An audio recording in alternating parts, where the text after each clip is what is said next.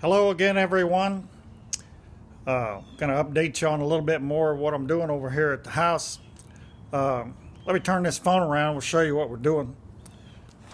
I got both sets of the headers made for the 10-degree heads, and they're all welded up. I just need to have them coated like I did the SB2 headers.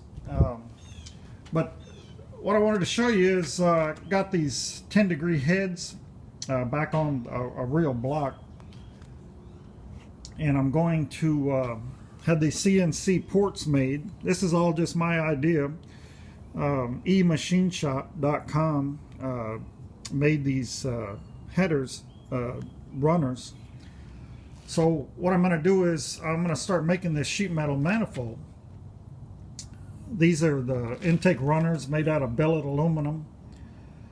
I'm going to take you over here to the welding table and show you how this is working. But these are the plates that were made by Sand-Cut Sin.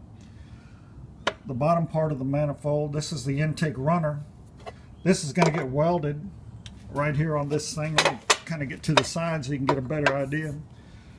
These are the aluminum ports runners that are going to hit the top part of the manifold.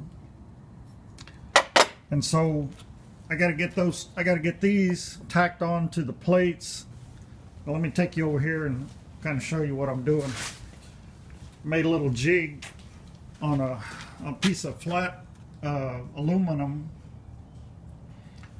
and I have the 2-port runners for one side of the flange. I'm going to tack weld them on the sides here, and then this is of course the plate that gets bent, and I had to get the exact spacing. This is all done on my CAD design program. So the plate that gets welded here for the plenum of the manifold, the carburetor, is going to sit on top of this. These can all be welded exactly in place, and I had to do it 2 or 3 times till I got this, extremely good fit up.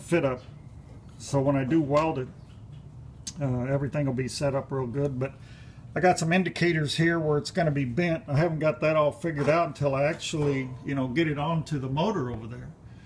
And once I got, the block, got the head gaskets, got the head sitting on it, bolted down, and I'm gonna start putting this thing together. So I just want to show you the jig that I had set up. It's a piece of aluminum on the bottom.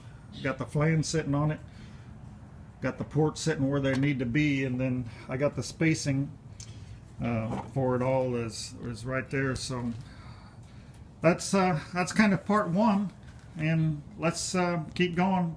I'm kind of section these videos together because I got to hold the phone in one hand and show you what I'm doing in the other. But this is phase 1, getting everything set up, and we'll look a little more as we go along. I'll see you in the next segment.